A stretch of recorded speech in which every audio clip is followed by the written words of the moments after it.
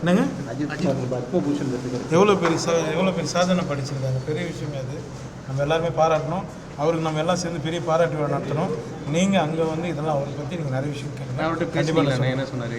நல்ல ஏன்னா ஒவ்வொரு படைப்பிடிப்பும் போது அந்த புகைப்படம் போட்டுகிட்டே இருப்பீங்க அவரோட, என்ன சொன்னார்?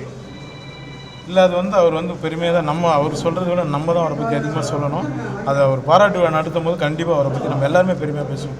ரொம்ப பெரிய விஷயம், நமக்கு சந்தோஷம். ரொம்ப நன்றி. Okay, thank you.